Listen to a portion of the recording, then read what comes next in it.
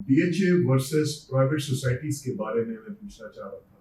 जरा पहले तो इसको जरा डिटेल में बताइए कि डीएचए वर्सेस प्राइवेट सोसाइटीज, लोग क्यों डीएचए में जाएं, लोग क्यों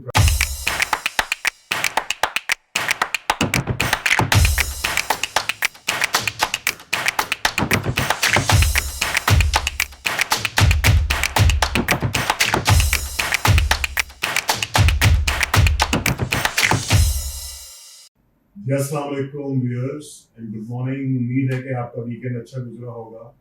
आज वीक का पहला दिन मंडे दोबारा स्टार्ट हो गया खैर वाफियत के साथ। इमरान फैज़ के चैनल के साथ आज फिर हम हाजिर हैं। इमरान फैज़ साहब हमारे पास अवेलेबल हैं।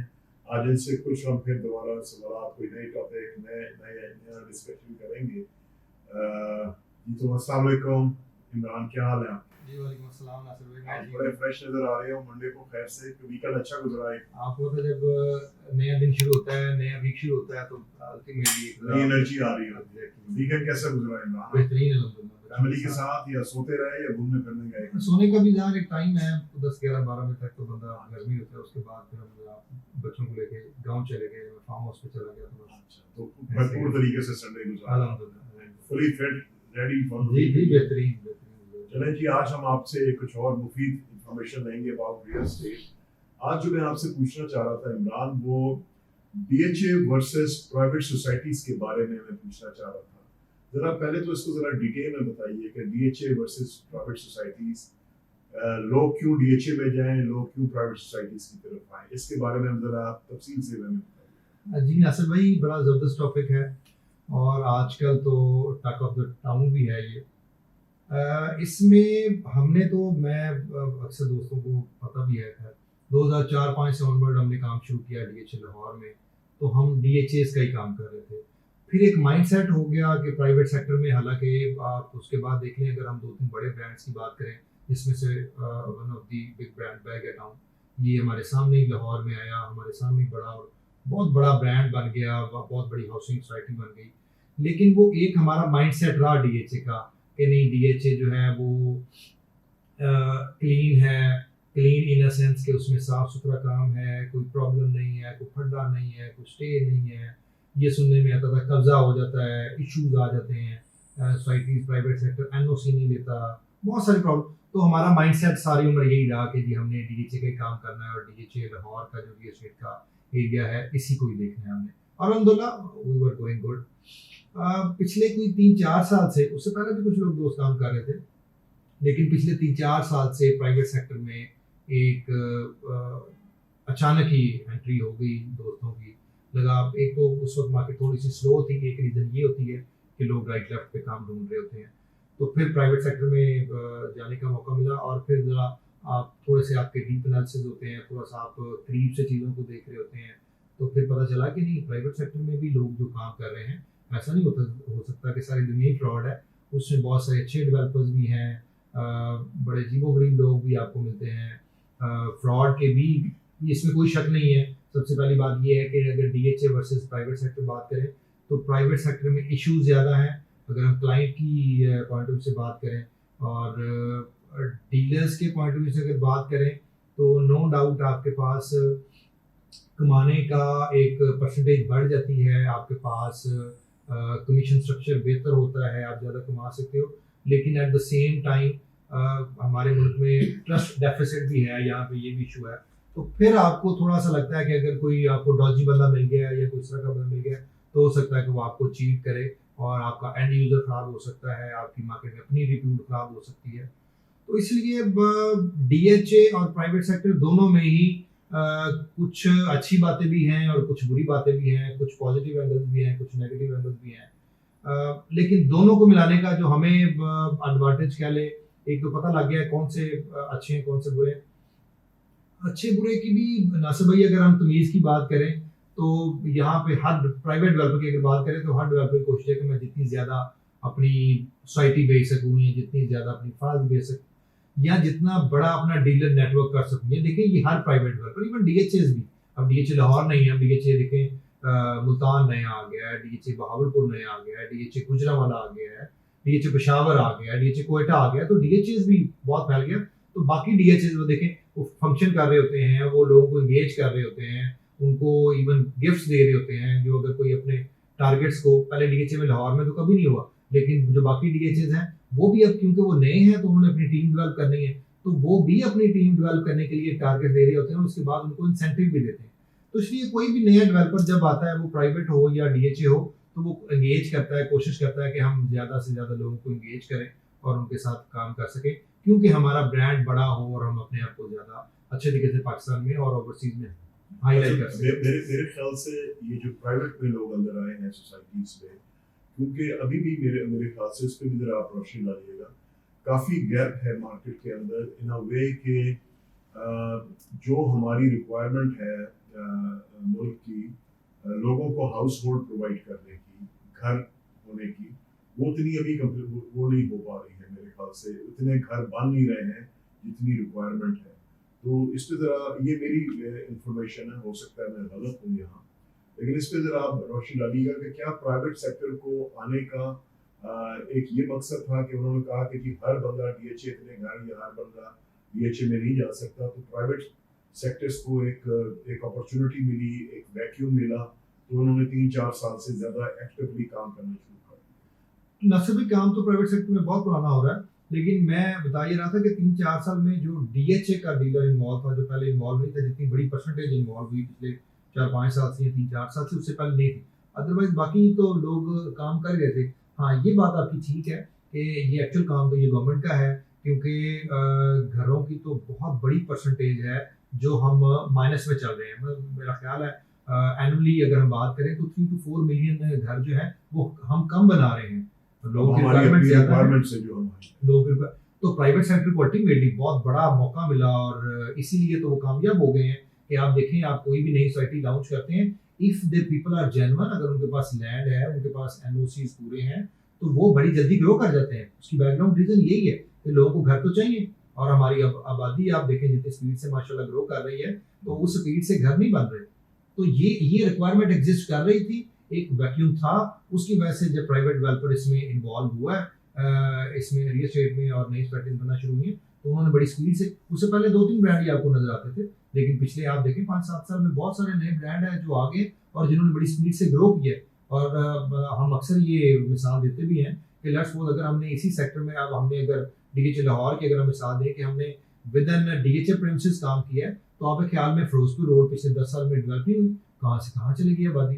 आप राइवल रोड देख लें, वो डेवलप नहीं हुई, कहाँ से कहाँ चली गई है। इवन जो लाहौर के आउटस्कर्ट्स हैं, आप वहाँ पे चले जाएं, वहाँ पे इतनी स्पीड से डेवलपमेंट हुई है और नई छोटी छोटी सोसाइटीज आई हैं जिन्होंने बहुत काम किया है। तो ये है कि एक बड़े लेवल पे लोग इन्वॉल्व हो गए और अच्छी बड़ी एडवर्टाइजमेंट कर दी, ब्रांडिंग अच्छी हो गई, तो उन्होंने अपने नाम भी डेवलप कर ली। तो आपका मतलब है कि डीएचए लोन ये रिक्वायरमेंट जो है घरों की पर ईयर वो फुलफिल नहीं कर सकेगा और मजीद सोसाइटीज को, अच्छे डेवलपर्स को अंदर आना होगा। जी बिल्कुल, हम तो ये अक्सर बात कर रहे होते हैं कि ये इंडस्ट्री अब इतनी स्पीड से फ्लरिश कर रही है या इतनी स्पीड से ग्रो कर रही है ये, कि इसमें जितना भी ज़्यादा डेवलपर इन्वॉल्व होगा, अब देखें जो अभी अरूडा का प्रोजेक्ट गवर्नमेंट ने अनाउंस किया था, वो क्या था? वो अगले उन्होंने 30 साल की प्लानिंग की थी और वो थाउजेंड्स ऑफ एकर्स में था वो जो इनका प्लान है, और अभी स्टार्ट हो गया है। ज़ाहिर है उसको डेवलप होते होते अभी टाइम लगेगा, और अल्लाह करे कोई पॉलिटिकल इश्यूज ना आए तो वो खराब ना हो जाए काम, अदरवाइज तो they are going very good and they are going very speedy. बड़ी वो तेजी से डेवलपमेंट, और वो उन्होंने अपनी प्लॉट्स और फाइल्स और बेचनी शुरू कर दी है सारा कुछ।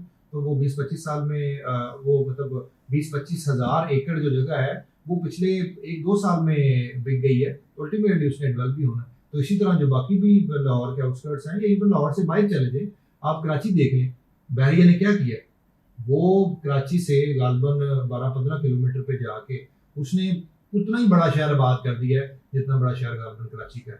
मतलब वहाँ पे जो मुझे लास्ट इन्फॉर्मेशन थी कि आप मेन बुलवर्ड से 37 किलोमीटर तक मेन पे जा सकते हैं। अभी राइट लेफ्ट की बात नहीं कर रहा, वो मेन बुलवर्ड की बात कर रहा हूँ।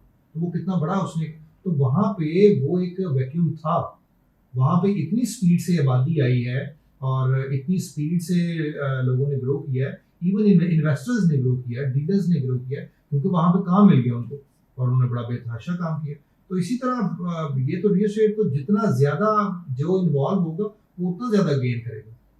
ठीक है। अच्छा, ये तो आपने बड़ी थैंक यू, बड़ी अच्छी तरीके से आपने ये बताया डीएचए वर्सेस जो प्राइवेट सेक्टर है। एक बड़ा मासूमाना सा सवाल मैं आपसे पूछना चाह रहा हूँ, जो मैं खुद उसके बारे में थोड़ा कंफ्यूज होता हूँ, और ये आम पब्लिक के लिए जो पिछले 3-4 साल से बड़ी है, ये फाइल क्या चीज़ होती है? फाइल मुझे समझ नहीं आती है, इसको ज़रा बताएंगे। ये डीएचए में भी फाइल का बहुत नाम आ रहा होता है, प्राइवेट सोसाइटीज़ में भी, ये फाइल चीज़ क्या है ये? नासिर भाई, फाइल को थोड़ा सा नेगेटिव लफ्ज हो गया अब, इट्स काइंड ऑफ नेगेटिव, हालांकि है नहीं ये 2000 में 2001 में गालबन ये डीएचए लाहौर में ही इंट्रोड्यूस हुई पहले। उससे पहले जो डीएचए थे वो क्या करते थे कि उनके पास जितनी कोई अमाउंट होती थी वो पहले ज़मीन को परचेज करते थे, और ज़मीन परचेज करके ये भी जो डीएचए का आपको पता है कि एक वेलफेयर प्रोजेक्ट है आर्मी के लिए, तो वो फैसिलिटेट करते थे या अलॉटमेंट करते थे अपने ऑफिसर्स को।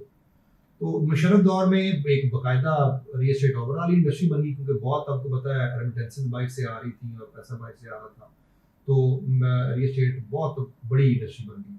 अच्छा, उसमें इन्होंने, आई एम श्योर इन्वेस्टर्स ने इनको गाइड भी किया होगा या किसी ने कोई टिप दे दी होगी, तो उन्होंने डीएचए को कहा कि जी आप क्यों खुद अपना पैसा इन्वॉल्व करते हैं और आप फिर ज़मीन लेते हैं और आप फिर फौजियों को बेचते हैं और फिर हम आगे उनकी प्रॉपर्टी बेचते हैं, तो क्यों ना हम आपको ये आइडिया दें कि जी ज़मीन हम खुद लेते हैं, और ज़मीन हम खुद लेके, अब 1 एकड़ ज़मीन शुरू तो ऐसे ही हुआ था, अब मुख्तलिफ परसेंटेजेस हैं कि एकड़ ज़मीन ली, उसके पैसे कोई भी इन्वेस्टर या डीलर या कोई बंदा इंडिविजुअल देगा, उस एकड़ में से आप कनाल की 2 फाइल्स, उस वक्त एक फाइल का वर्ड यूज हुआ कि जी उसमें से आप 2 फाइल्स या 2 पेपर्स आपने प्रिंट करके हमें देने हैं। उसकी वजह, एक बैकग्राउंड ये भी थी कि डीएचए की रिप्यूट बहुत बेहतर थी। डीएचए इसीलिए हम भी कह रहे हैं कि हम बाहर काम करने से इसलिए डरते थे कि यहाँ पे हमें लगता था एक सेंस ऑफ सिक्योरिटी है कि यहाँ पे आपको फ्रॉड नहीं हो सकता, यहाँ पे आपको 2 नंबरी नहीं हो सकती। तो उन्होंने कहा जी आप 2 पेपर हमें दे दें और बाकी 6 कनाल आप रख लें और 2 कनाल आप इन्वेस्टर को दे दें। तो वो डीएचए को ये बड़ा अपील किया और बड़ा ज़बरदस्त था। उन्होंने, हम श्योर अपनी मैनेजमेंट ने, सीनियर मैनेजमेंट डिस्कस किया होगा कि ये तो बड़ा ज़बरदस्त चीज़ है। तो इस तरह डीएचए ने भी ग्रो करना शुरू कर दिया और एक आम इन्वेस्टर ने या डीलर ने भी ग्रो करना शुरू कर दिया। तो उसके बाद एक वो लेट्स सपोज वो एकड़ लेते थे जी 20 लाख रुपए का, तो वो जो डीएचए कनाल की 2 फाइल इशू करता था, वो 2 फाइलें वो 25 लाख में बेच देते थे, तो इन्वेस्टर को तो फिर भी 5 लाख रुपए बच रहा होता था ना उस पे। तो इस तरह क्या हुआ कि डीएचए के एसेट्स में भी बेतहाशा इजाफा होना शुरू हो गया और एक आम डीलर ने और इन्वेस्टर ने भी पैसा कमाना शुरू कर दिया। तो फाइल का कॉन्सेप्ट बेसिकली वहां से शुरू हुआ था। अब क्या हुआ कि वो जब बड़ा जबरदस्त फॉर्मूला रहा, तो इसी तरह वो प्राइवेट सेक्टर में भी इन्वॉल्व हो गए। प्राइवेट सेक्टर में क्या हुआ कि ये उससे पहले आप देखें, जिस तरह सीडीए है लाहौर में, एलडीए है, तो ये क्या करते हैं कि ये कोई भी डेवलपर जो होता है वो एक ज़मीन का टुकड़ा लेता है, उस ज़मीन के टुकड़े को वो पहले उस कंसर्न डिपार्टमेंट से या उस अदारे से उसके जो भी अप्रूवल्स हैं, जितने भी एनओसीज हैं, वो सारे अदारों से एनओसी लेता है। जब उनको फाइनल एनओसी मिल जाता था तो उस ज़मीन को वो बेचना शुरू कर देते थे। तो इन्होंने भी उसी फार्मूले पे, बल्कि ये सबसे पहले मेरा ख्याल है, if I am not wrong, ये मलिक रियाज साहब ने शुरू किया था कि इन्होंने भी फाइल्स बेचना शुरू कर दिया, फॉर्म की सूरत में बेचना शुरू कर दिया कि जी लेट्स सपोज उसने एनओसी ले लिया। अब आम जनरल पब्लिक को तो नहीं पता कि उसने एनओसी 100 एकड़ का लिया है या 1000 एकड़ का लिया है, उसको तो आइडिया नहीं होता था। तो उन्होंने क्या किया कि उन्होंने प्लॉट बेचना शुरू कर दिया। और फिर क्या होता है कि एक चेन लेट्स सपोज खाली जगह थी जहाँ पे लाहौर में इन्होंने बैंक शुरू की, तो वो ज़मीनें लेते जा रहे थे, उसकी एक्सपेंशन होती जा रही थी। तो वो उनको ये होता था कि जितने ज़्यादा पैसे आएंगे, अगर मैं लेट्स सपोज मैंने अगर 1000 प्लॉट की ज़मीन ली है, तो अगर मैं 3000 प्लॉट भी बेच दूंगा या 3000 फाइल्स भी बेच दूंगा, तो क्योंकि मैं बड़ी स्पीड से ज़मीन की बाइंग कर रहा हूँ, तो इसलिए मैं अगर एक्सेस फाइल बेचूंगा तो मैं क्या करूँगा, उससे मुझे ज़मीन ज़्यादा मिल जाएगी और ज़रा मुनासिब रेट पे मिल जाएगी। कल को ज़रा इसकी फेम ज़्यादा हो जाएगी या ऑन ग्राउंड डेवलपमेंट कर दूंगा, तो अल्टीमेटली उसका with the passage of time उस ज़मीन का रेट भी बढ़ता रहता है और फिर लोग ज़ाहिर अपनी प्राइस भी ज़्यादा करते हैं और लोग खराब भी करते हैं। तो वो वहाँ से फाइल का कॉन्सेप्ट प्राइवेट सेक्टर में आ गया। अभी जो उसको एक नेगेटिव पोर्ट्रे किया जाता है, वो ये किया जाता है कि जी क्योंकि अब हर बंदा शुरू हो गया है कि उसके पास ज़मीन होती है 100 एकड़ और वो फाइलें बेच देता है 1000 एकड़ की, तो वो जब आगे बाइंग नहीं कर पाता, ये आगे इश्यूज आ जाते हैं। देखिए हर जगह पे जहाँ पे आप इस वक्त रियल एस्टेट का काम कर रहे हैं या प्राइवेट डेवलपर काम कर रहे हैं, आपके उसी एरिया में कंपैटर्स भी होते हैं। तो आप अगर कोई एक्स ज़मीन ले रहा है तो वाई भी ले रहा है, वाई ज़मीन ले रहा है तो जेड भी ले रहा है, तो बहुत सारे जब कंपैटर होते हैं तो एक दफ़ा कई दफ़ा बंदा ब्लॉक हो जाता है। तो फिर मेजरली इश्यूज आना शुरू हो जाते हैं, क्योंकि उसने एक्सेस फाइल भेज दी होती है, फिर वो रेट नहीं स्टेबल हो पाता, फिर प्रॉब्लम्स आनी शुरू हो जाती हैं, लोगों का पैसा मारा जाता है, एंड यूजर का पैसा मारा जाता है। तो इसलिए वो फिर एक डेफिसिट आ जाता है, डीलर डेफिसिट भी आ जाता है कि जी आप एक ट्रस्ट डेफिसिट कह लें उसको, फिर ट्रस्ट डेफिसिट आ जाता है कि आप बिटवीन डीलर एंड डेवलपर वो फिर आपका बन नहीं पाती बात। तो फाइल बेसिकली अगर आप उसको पॉजिटिव शेप में लें तो या आप उसको एक दूसरा एंगल भी है ना फाइल का, कि फाइल एक इनिशियल स्टेज है बेसिकली। अगर हम इन्वेस्टमेंट डीएचए में हम सारी उम्र उसको बड़ा पॉजिटिव पोर्ट्रे करते हैं फाइल को, कि file is a initial stage of investment, कि आपने एक फाइल ली, आपने उसको लॉन्ग टर्म प्लान किया, 2 3 साल 4 साल बाद उसको डीएचए ने बैलेट कर दिया, और बैलेट करने के बाद आपको एक प्लॉट नंबर मिल गया, फिर डीएचए ने उसकी डेवलपमेंट स्टार्ट कर दी। अच्छा, जब वो फाइल से प्लॉट में कन्वर्ट होता है तो एक, क्योंकि 2 3 साल गुजर भी चुके होते हैं और वो प्लॉट में भी कन्वर्ट हो जाता है, तो एक स्पेसिफिक आपको परसेंटेज मिल जाती है, प्रॉफिट गेन मिल जाता है आपको। अच्छा, उसके बाद जब प्लॉट नंबर से ऑन मैप आपका आ गया, उसके बाद प्लॉट नंबर से होता ये है कि आपकी ऑन ग्राउंड डेवलपमेंट शुरू हो जाती है, तो एक फिर आपको गेन मिल जाता है। उसके बाद आपको जब पोजेशन मिलता है, वो एक लास्ट कैटेगरी है, जब आपको ऑन डेवलपमेंट से बाद पोजेशन मिलता है तो फिर एक और ज्यादा। तो वो ये स्टेजेस थी बेसिकली। तो file was a initial stage of investment, कि जिसमें कि आप इनिशियली इन्वॉल्व हो जाएंगे तो आपको ज्यादा फायदा हो जाएगा। अच्छा, thank you very much Imran. अच्छा, मैं जो अभी तक मेरी अंडरस्टैंडिंग हुई है, और अगर यहाँ मैं समझने में कासिर हूँ तो ज़रा मुझे बता दीजिएगा। फाइल जो होती है बेसिकली वो इन द शेप ऑफ एक फॉर्म होता है, रिटर्न फॉर्म होता है उस कंसर्न अथॉरिटी से या कंसर्न सोसाइटी से, या डीएचए को एक फॉर्म, ये एक लेटर दे देता है in the shape of form कि आपको ये 5 परले या 10 परले या 1 कनाल का प्लॉट आगे जाके अलॉट होगा। तो जिस तरह आपने कहा कि फाइल इनिशियल इन्वेस्टमेंट की चीज़ होती है, लेकिन उसकी इम्पोर्टेंस जितनी एक प्लॉट की होती है उतनी ही फाइल की इम्पोर्टेंस होती है। नंबर 1, इसका मतलब है कि जो आपसे मैंने अंडरस्टैंड किया है, पहले वो फाइल की शक्ल होती है, कुछ 1 1.5 साल बाद उसकी बैलेटिंग होती है, तो वो प्लॉट की शक्ल में आ जाती है। ऐसे ही आपने कहा जी बिल्कुल ऐसे ही है। डीएचए में तो यही पैटर्न रहा है सारी उम्र, कि फाइल जो है वो कंडीशन एक्चुअली वो प्रॉपर्टी है आपकी, लेकिन उसमें ये है कि उसमें आपको एक एलोकेटेड प्लॉट नहीं मिलता। जो फाइल होती है वो एक नॉन विजिबल प्लॉट होता है, और जब उस फाइल की बैलेटिंग में वो चली जाती है और तो आपको एक प्रॉपर प्लॉट नंबर अलॉट हो जाता है। जी। अच्छा, एक और भी आपके डिस्कशन के दौरान आपने एक एनओसी का वर्ड यूज किया था। एनओसी के बारे में बताएंगे। वैसे तो ये नो ऑब्जेक्शन सर्टिफिकेट होता है, लेकिन ये रियल एस्टेट में इसकी क्या वैल्यू होती है? अगर आप डिफेंस के बारे में बात करें या जो प्राइवेट सोसाइटीज है उसके बारे में बात करें। इसमें नासिर भाई डीएचए को तो एनओसी नहीं लेना पड़ता, वो एक अथॉरिटी हो चुकी हुई है, क्योंकि उसकी असम्बली से अप्रूवल आ गई थी, तो वो खुद ही प्लान करके चीज़ों को आगे मैनेज करते हैं। लेकिन जब हम प्राइवेट सेक्टर में मूव करते हैं तो प्राइवेट सेक्टर में आपको एनओसी लेना पड़ता है। जो कंसर्न डिपार्टमेंट्स होते हैं, जो अदारे होते हैं, जिसमें एनडीए है लाहौर में, एनडीए से आपने एनओसी लेना है, आपने डेवलपमेंट का एनओसी लेना है, आपने वासा से इस तरह एनओसी लेना होता है, एनवायरमेंटल एनओसीज होते हैं। तो जब प्राइवेट सेक्टर में आप इन्वॉल्व होते हैं तो फिर आपको जो सारे कंसर्न अदारे हैं उनसे आपको नो ऑब्जेक्शन सर्टिफिकेट लेना पड़ता है। फिर फाइनल एक होता है जिसमें आपने डेवलपमेंट और अपनी मार्केटिंग और सारा अपने सेल्स का काम करना होता है। जब तक वो एनओसी नहीं मिलता, एथिकली और मॉरली तो आपको फिर साइट नहीं बेचनी चाहिए या वो प्रोजेक्ट नहीं करना चाहिए, लोग उससे पहले भी शुरू कर देते हैं। लेकिन जब वो फाइनल एनओसी मिल जाता है, फिर आप अपने प्लॉट्स को या अपनी फाइल्स को अपडेट भी कर सकते हैं और आप बेच भी सकते हैं। उसका मतलब है एज ए लेमैन, अगर मैं प्राइवेट सोसाइटीज की तरफ इन्वेस्ट करने जा रहा हूँ through some dealer of course, तो मुझे डीलर से भी कहना चाहिए कि ये मुझे पहले आप कंफर्म करें कि ये तमाम एनओसीज इनके पास प्राइवेट पार्टी के पास अवेलेबल है या नहीं, उसके बाद मैं इन्वेस्ट करना सोचूं। जी एग्जैक्टली, ये बहुत जरूरी है, क्योंकि इस तरह के स्कैम्स भी आ रहे होते हैं, और जिस तरह मैं बताया कि हम पिछले कुछ अर्से से शुरू कर रहे हैं तो कुछ इश्यूज हमें भी आए और हमारे दोस्तों को भी आए। तो ये जरूरी है कि पहले आप अपनी जांच पड़ताल कर लें, उनसे चीजें देख लें, इवन एलडीए से कंफर्म करना चाहें, जो भी अगर आप लाहौर में है तो एलडीए कर लें, इस्लामाबाद में सीडीए कर लें, आप उन डिपार्टमेंट से कंफर्म करके उसके बाद ही काम करना चाहिए। चले, अच्छा, एक बड़ा पर्सनल सवाल ये पूछूं कि मैंने सुना है कि आप पिछले 3 4 साल से आप ही प्राइवेट सोसाइटीज की तरफ कुछ इन्वॉल्व हुए थे, और आपने भी किसी के साथ एसोसिएट होकर आपने काम शुरू किया था। तो कैसा एक आपका एक्सपीरियंस कैसा रहा? नंबर 1, लर्निंग्स क्या आपकी हुई, और आपको क्या कुछ वीक एरियाज जो वहाँ नजर आए उसके बारे में बताइए जी। अभी बैक कैमरा हमारे दोस्त आके बैठे हैं, तो उसे कहते हो चुको तो प्राइवेट सेक्टर में हम इन्वॉल्व हुए थे, तो अच्छे बुरे एक्सपीरियंस आ रहे हैं, होते हैं उस वक्त से थोड़े अच्छे बता दीजिए, थोड़े जो मजेदार ऐसे ही है, ऐसे ही है, बिल्कुल ऐसे ही है। देखिए मैं अक्सर दोस्तों को कहता होता हूँ कि कोई भी फील्ड आपने कोई भी काम कर रहा है ना, उसकी एक्सपर्टीज होनी पहले बड़ी जरूरी होती है। तो जाहिर है हम जब शुरू में इन्वॉल्व हुए तो हम भी किसी पे ट्रस्ट करके चले गए, शुरू का एक्सपीरियंस ठीक रहा, फिर आहिस्ता आहिस्ता जाहिर है वॉल्यूम हमने बड़ा करने की कोशिश की। तो बस इस तरह ट्रस्ट में ही आप मारे गए। एक दो प्रोजेक्ट हमारे बड़े शानदार है, वो बड़े अच्छे डेवलपर थे, बड़ा अच्छा काम करने वाले थे, वेल रिप्यूटेड थे।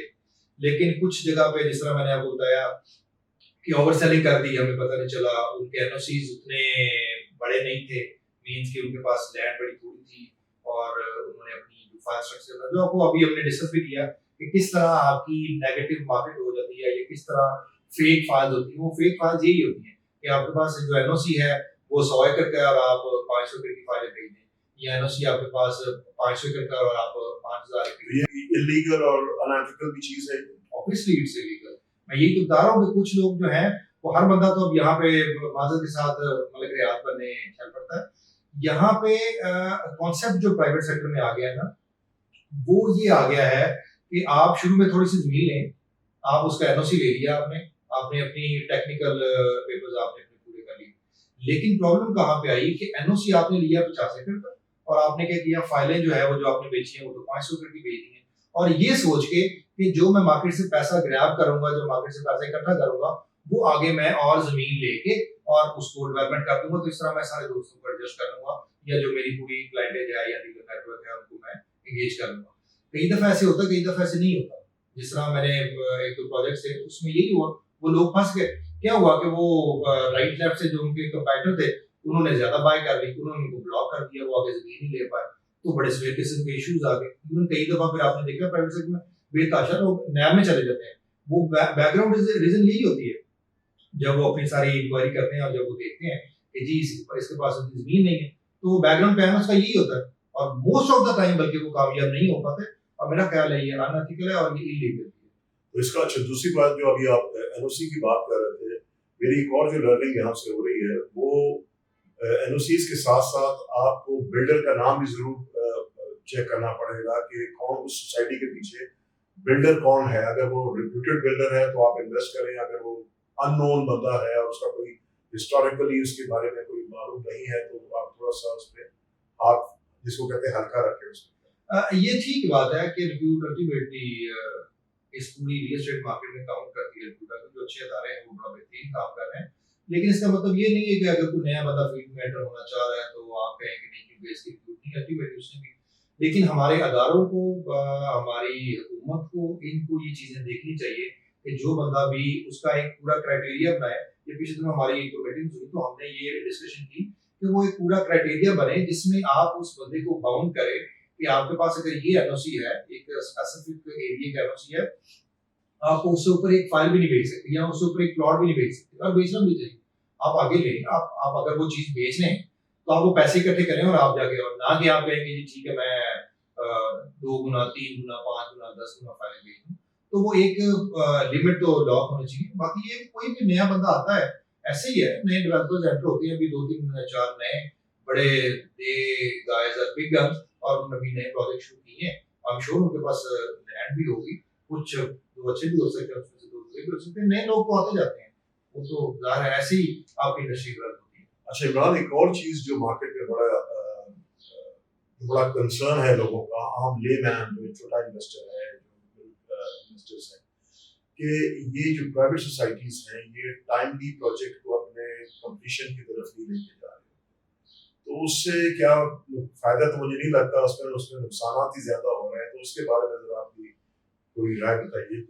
ये वैसे भी एक बड़ा जबरदस्त एक्सपीरियंस हुआ हमें इस स्लो मार्केट में, कि इस स्लो मार्केट में हमने एक चीज ये देखी कि जिस तरह पहले बात कर रहे थे कि हमने सारे में डीएचए के काम किया पिछले 18 साल से, तो डीएचए के क्लाइंट ने कभी भी हमें ये नहीं कहा कि अगर प्रॉपर्टी हाफ रेट पे भी आ गई तो हमें कहेंगे जी ये क्या आपने फैसला बड़ा स्टूपिड था, या आपने जो हमें मशवरा दिया वो ठीक नहीं था, या जो एरिया था वो बड़ा फेक था। कभी नहीं ऐसे हुआ। कई दफा क्या हुआ कि 6 महीने साल के अंदर प्रॉपर्टी आपने लेके दी तो डबल होगी, कई दफ़ा गलत फैसला हो गया, आपने गलत टाइम पे बाइंग कर लिया, आप जज नहीं कर सके क्योंकि मार्केट तेज थी, उसके बाद क्या हुआ कि मार्केट रिवर्स हो गई। प्राइवेट सेक्टर में हमने ये चीज़ देखी है कि प्राइवेट सेक्टर में मिसट्रस्ट बहुत है। मिसट्रस्ट इन द सेंस कि हो सकता है कि कुछ लोग बड़े ठीक हों, बड़ा इन टाइम उसको डिलीवर भी कर लें। लेट्स सपोज एक प्राइवेट डेवलपर है, अगर उसने आपको 4 साल का इंस्टॉलमेंट प्लान दिया है, तो उसने आपसे प्रॉमिस किया कि 4 साल के अंदर अंदर मैं आपको डेवलप करके दे दूंगा। लेकिन ये पिछले दिनों मार्केट स्लो हुई है, जो हमारे मुल्क के हालात थे, सारी चीजों को देखते हुए वो ऐसा अजीब हुआ कि हर बंदा ही जो है वो कहता है कि नहीं जी ये तो फ्रॉड हो गया हमारे साथ। मार्केट नीचे आ गई, जो एक्चुअल रेट थे सोसाइटी के काम उससे भी माइनस में चला गया, फाइलें आपकी बिक नहीं रही थी। तो वो बड़ा नेगेटिव इम्पैक्ट हमने ये फील किया कि जिस तरह डीएचए में नहीं होता, लेकिन प्राइवेट सेक्टर में हमें ये बड़ा हुआ कि नहीं जी ये तो फाइलें जो है ट्रेड ही नहीं हो रही। तो ये आपने हमारा गलत फैसला कर दिया, आपने हमारे पैसे डुबो दिए आपने। तो वो ये ट्रस्ट अभी बिल्ड करते करते इनको टाइम लगेगा। ये इसका जो आपका मतलब है, अगर डिफेंस में इफ एट ऑल अगर प्राइसेस के कम हो तो यहाँ एंड कस्टमर को ये पता होता है कि वो सूनर और लेटर वापस अच्छी अप्रिसिएशन दे जाएंगे। प्राइवेट सेक्टर में ये अभी डेफिसिट है ये। अगर प्राइसेस नीचे होती हैं तो फिर उसको ऊपर जाना मुश्किल हो जाता है। बहुत बड़ा इसमें ये होता है कि जो आपने इंस्टॉलमेंट प्लान दिया होता है ना, वो इंस्टॉलमेंट आपको आती ही नहीं है जब तक मार्केट बेहतर ना हो। मतलब एक बंदे को अगर ये फील होना शुरू हो जाए कि ये दिन ब दिन नीचे नीचे नीचे जा रही है, तो आपकी इंस्टॉलमेंट रुक जाती है। अच्छा, ये आपने बड़ा ही अच्छा पॉइंट अभी यहाँ उठाया है कि अगर जो एंड कस्टमर है वो इंस्टॉलमेंट देनी बंद कर दे, ये सोचे कि प्राइसेस नीचे चली गई है, तो इस पे तो बिल्डर को ही एक बड़ा फाइनेंशियली हिट पड़ रही होती है। जी जाहिर है, अगर आप प्रैक्टिकली देखें तो है तो ऐसे ही। अगर अब आप डेवलपर के शू में जाके देखें ना कि अगर उसको इंस्टॉलमेंट नहीं जाएगी तो वो डेवलपमेंट नहीं करेगा, अगर उसको बैलेंस अमाउंट नहीं जाएगी तो वो लैंड की रिकवरी पूरी नहीं कर सकेगा, अगर उसको पैसे नहीं जाएंगे तो उसका एडवर्टाइजमेंट प्लान सारा खत्म हो जाता है। तो वो सारे जो उसकी अपने सारे प्लान्स होते हैं ना, वो भी एकदम से रुक जाती है। इसका मतलब है जो टाइमली इंस्टॉलमेंट्स जो साइज ऑफ द लोग पब्लिक या जो इन्वेस्टर्स है वो नहीं दे रहे होते, तो वो भी एक रीजन है प्रोजेक्ट को डिले करवाने का। डिले टेक्निकली नहीं करना चाहिए ना सर भाई। अगर कोई आप पे ट्रस्ट नहीं कर रहा ना और वो आपको अगर इंस्टॉलमेंट नहीं दे रहा, इसका मतलब है कि देयर इज समथिंग गड़बड़ ना। मतलब चीजों को आपको चाहिए कि फिर आप अपनी जेब से या जो आपने एक रूल बनाया हुआ है या जो आपको डॉक्यूमेंट आई हुई है, आप एज अर्ली एज पॉसिबल, इस तरह की मिसालें हैं हमारे सराउंडिंग में प्राइवेट सेक्टर में भी, कि उन्होंने एज अर्ली एज पॉसिबल फिर उसको डेवलप करके कम से कम दिखाया है कि जी ठीक है आप आए आगे देखें हम डेवलपमेंट कर रहे हैं। तो फिर लोग एक कॉन्फिडेंस लेवल ही बिल्ड करना होता है आपने, फिर चीजें पॉजिटिव हो जाती हैं। अच्छा, ये डीएचए और प्राइवेट सोसाइटीज का तो हमने डिस्कस किया है, ये जो गवर्नमेंट की सोसाइटीज हैं इसके बारे में कुछ अपनी राय देंगे जी आप? बट जिस तरह प्राइवेट सेक्टर में कहते हैं ना सारे लड़के बैठे हुए हैं, गवर्नमेंट के भी कुछ तरह के इशू नहीं है। सारे हैं या थोड़े हैं? नहीं, गवर्नमेंट की तो देखिए उसमें क्या होता है कि गवर्नमेंट की प्रायोरिटीज ही नहीं होती, आप ये देख लें। और मैं अक्सर हम ये जब डिस्कस कर रहे होते हैं गवर्नमेंट की सोसाइटी, अगर हम लाहौर की सराउंडिंग ले लें जो एलडीएस की सोसाइटी है, वो इतनी टॉप लोकेशन होती है कि इतनी टॉप लोकेशन प्राइवेट डेवलपर के पास होती ही नहीं है। इवन मास में अगर आप डीएचए का भी कंपैरिजन करें ना, तो डीएचए भी शहर से बाहर आके बनी थी। आज से अगर हम 15-20 साल पीछे चले जाएं तो ये जो वाला जो एरिया था सारा फेज 5 ऑनवर्ड, ये शहर से बाहर ही बनता था। प्राइवेट डेवलपर भी ऐसे ही करता है कि वो उसी कोशिश टॉप प्रायोरिटी होती है कि वो सस्ती जमीन ले, सस्ती जमीन लेके क्यों होता है कि वो डेवलपमेंट कर ले और चार पे उसको अपने पास जाए। जो सरकारी होती हैं सोसाइटी, वो इनकी बड़ी टॉप की लोकेशन होती है, लेकिन उसके बावजूद वो क्यों फ्लॉप होती हैं, या फ्लॉप इन सेंस हम ये कहते हैं कि वो 10,000 प्लॉट पड़ा रहता है और उसकी कोई प्राइस एप्रिसिएशन नहीं हो पाती। उसकी वजह होती है कि जो भी अगली गवर्नमेंट आती है वो पिछली गवर्नमेंट को डिस्करेज करना शुरू करती है, उसकी सोसाइटीज में खामियां निकली, और फिर ये होता है कि ये एक दूसरे को अंदर खाते फैसिलिटेट भी कर रहे होते हैं। माजे के साथ कि हमारा जो निज़ाम है, जो हमारा ब्यूरोक्रेसी का निज़ाम है, फिर उसमें पॉलिटिशियंस इन्वॉल्व होते हैं, फिर ऊपर से फिर जो ये जब आपने फेवर्स देने शुरू कर देते हैं ना, फिर गड़बड़ होनी शुरू होती है। तो फिर ऐसे आप अभी मिसाल ले लें एलडीए सिटी की, जो रिंग रोड के ऊपर, मेरा ख्याल है कि ये स्टार्ट की थी पंजाब गवर्नमेंट ने इन 2012 और 13, 10 साल हो गए। 10 साल में कुछ भी नहीं है वहाँ पे, और वो इतनी खूबसूरत जगह है। आप उसका अभी वो बिल्कुल जो है ना, इधर से रिंग रोड है, इधर से उसका रामन रोड है, इधर से फिरोजपुर रोड है पीछे, तो वो बड़ी जबरदस्त लैंड बनी है। 10 साल में यही आप 2-4 फेमस ब्रांड्स के डेवलपर्स के नाम ले लें, 10 साल में वो तो शहर आबाद कर देते, कहाँ से कहाँ कर देते हैं। तो वही जो किसी की 20 लाख की चीज होनी थी, आज वो 5 करोड़ की होनी थी, लेकिन क्योंकि वो वैसे ही है, 10 साल बाद ही वैसे।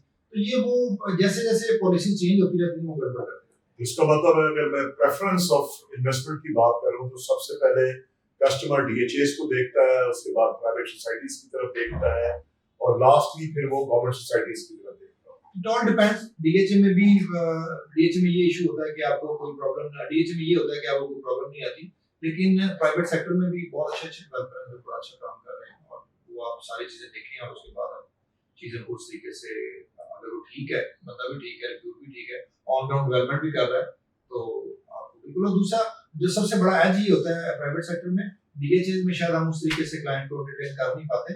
प्राइवेट सेक्टर में ये होता है कि आप बड़ी थोड़े पैसों से स्टार्ट कर लेते हैं, मतलब एक सैलरी वाला बंदा भी कर सकता है, एक दुकानदार भी कर सकता है। हमारे अच्छा, यहाँ मैं थोड़ा सा ये इस पे हम एक पूरा मैं आपके साथ एक अलग शो करेंगे, एक अलग सिटिंग रखेंगे कि इन्वेस्टमेंट पॉइंट ऑफ व्यू से आपकी राय लेंगे, लेकिन ये मैं इंशाल्लाह अगले एक दो जो हमारे प्रोग्राम्स होंगे उसके अंदर हम एड्रेस करेंगे। एक और चीज जो पिछले दिनों काफी ट्रेंड चला है इमरान, कि सोसाइटीज और डीएचएस के अलावा लोग फार्म हाउसेस की तरफ काफी जा रहे हैं। लाहौर इस्लामाबाद के में अगर मैं देखूं, जो लाहौर की सराउंडिंग से हट के फार्म हाउस की लैंड बहुत ज्यादा अवेलेबल है, इसी तरह इस्लामाबाद वगैरह से और ऑफ कोर्स और शहरों में भी होगी, तो फार्म हाउस का भी ट्रेंड आ रहा है, उसके बारे में आप क्या? फार्म हाउस का ट्रेंड भी मेरा ख्याल अभी तो 15-20 साल हो गए हैं और बड़ा जबरदस्त ट्रेंड रहा। पहले इधर बेतिया रोड वाली साइड पे, लेकिन पिछले 3-4 साल से ये बहुत ज्यादा जी ये बहुत ज्यादा आ गया। उसकी रीजन भी एक ये हो सकती है नेगेटिविटी ऑफ प्राइवेट सेक्टर, कि कुछ लोग वहां पे डस लगी, और लोग क्या कहते हैं ये आपने कॉन्सेप्ट एक बेचना होता है। नॉर्मली क्या होता है कि आप एक फार्म हाउस 1 एकड़ का, 2 एकड़ का, 4 कनाल का, 6 कनाल का एक प्लॉट लेते हैं, आपकी इन्वेस्टमेंट होगी, आपने छोटा मोटा वहां पे हट बना लिया, आपने वहां पे पूल बना लिया, आप आना जाना शुरू हो गया। अब आपकी इन्वेस्टमेंट भी ग्रो कर रही है with the passage of time, और आप उस चीज को एंजॉय भी कर रहे हैं। तो जब आपकी दोनों चीजें इकट्ठी हो जाती हैं तो अल्टीमेटली, और लोगों को ये होता है कि यार कम से कम चीज हमारे सामने है, ये जो फाइल सिस्टम होता है, जो नेगेटिविटी होती है, जो सारी चीजें होती हैं, उससे लोग बच भी जाते हैं। और with the passage of time देखिए 5 साल बाद चीजों में ग्रो करना ही होता है, वो फिर साल 6 महीने के लिए इन्वेस्टमेंट नहीं होती, उसमें थोड़ा सा आपको लॉस। अच्छा, फार्म हाउसेस किसी सोसाइटी या डीएचएस के अंदर नहीं आ रहे हैं, वो एक इंडिविजुअल लैंड्स हैं जो कि आपको अथॉरिटी के उसमें ये होता है कि आपकी नॉर्मली जो भी ज्यादा परसेंटेज आ रही है वो भी आपने किसी कंसर्न अथॉरिटी से अप्रूव नहीं करवाते उसको, बस एक रैंडमली एग्रीकल्चर लैंड में आप जाते हैं और वहां पे आप एक एकड़ एकड़ के 2-2 एकड़ के फार्म हाउस में आप बेचना शुरू कर देते हैं। लेकिन एज अ लेमैन वो कोई ऐसा तो नहीं कि क्योंकि देखें जब आप कोई सोसाइटी पे कहीं इन्वेस्टमेंट करते हैं प्राइवेट सोसाइटी में, तो आपको पता होता है कि जी ये सराउंडिंग बाउंड्री वॉल के अंदर ये सोसाइटी आएगी। डीएचएस में भी इसलिए इसका आपको पता है कि ये प्लॉट किधर आएगा या इसका किस अथॉरिटी के अंदर आता है।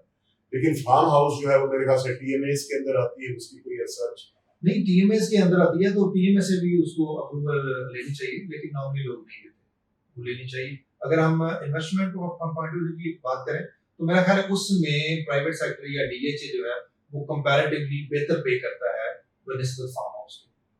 उसमें ग्रोथ रेट इतनी मजे की नहीं होती, फार्म हाउस परसेंटेज कम होती है। लेकिन उसमें मेरे ख्याल से लोगों को एक लालच ये होता है कि कम इन्वेस्टमेंट में ज्यादा लैंड को लैंड ज्यादा मिल जाती है, कंपैरिजन यही दिया जाता है। अगर आप डीएचए की सराउंडिंग देखते तो ज़ाहिर बहुत फर्क है, तो वो एक बड़ा मेजर कंपैरिजन होता है। फिर वही बात है कि आप उसको एंजॉय भी कर रहे होते हैं, जगह को आपके सामने भी होती है, आपके नाम क्लोज टू नेचर होते हैं आप, जो शहरों की जो रश है, जो पोल्यूशन है शहरों की, उससे हट के आपने फार्म हाउस बनाया। एग्जैक्टली। डू यू थिंक कि आने वाले अरसे में कुछ सालों में ये मजीद प्रमोट होंगे फार्म हाउसेस? इसमें ये बड़ी अच्छी लिमिट है, ये होना चाहिए। कुछ समय पहले हमने प्लान किया था, बस उसको हमने फाइनल नहीं किया कि हम एक अच्छा बड़ा प्लॉट लेके और जो कंसर्न अथॉरिटी है उसको करके प्रॉपर हम उसको सोसाइटी की शक्ल देके हमको प्लान कर रहे हैं। अभी प्लान हमारा चल रहा है, अगर कोई इस तरह का प्लान हो तो इंशाल्लाह ताला हम उसको प्रॉपर अप्रूवल लेके और एक अच्छा बड़ा हम एक बनाएंगे। तो वो उससे क्या होता है कि अगले बंदे को बड़ा हौसला मिल रहा होता है कि ये कंसर्न अथॉरिटी से अप्रूव है और इसलिए आप लिविंग कर सकते हैं, आप रह सकते हैं। नॉर्मली फार्म हाउस का कॉन्सेप्ट होता है आउट ऑफ सिटी, कि आप अभी तो विद इन सिटी बनना शुरू हो गया ना, आप थोड़ा सा शहर से दूर जाके एक सुकून जगह पे ग्रीन एरिया हो और वहाँ बेहतरीन सी आपकी लिविंग हो, तो फार्म हाउस का नॉर्मल कॉन्सेप्ट ये है। तो हम क्या करते हैं कि हम बस कहीं भी अगर कहीं पे ओपन लैंड नजर आई और हम वहाँ पे, अच्छा, इससे एक फायदा तो यह है फार्म हाउस से मेरे ख्याल से कि लोग शहरों से निकलेंगे, जो शहरों की आबादियां जो हैं वो आगे मूव करेंगी। ऐसे दुनिया में ट्रेंड है, यूरोप में बहुत ट्रेंड है, ऑस्ट्रेलिया में बहुत ट्रेंड है, बहुत बहुत सारी जो काफी यहाँ साइड पे लिविंग हो जाती है फिर Exactly. शहरों से हट के थोड़ा सा। चलिए इमरान जी, बहुत आपका शुक्रिया, आपने बहुत अच्छी मुफीद एज ऑलवेज बड़े अच्छे टिप्स दिए।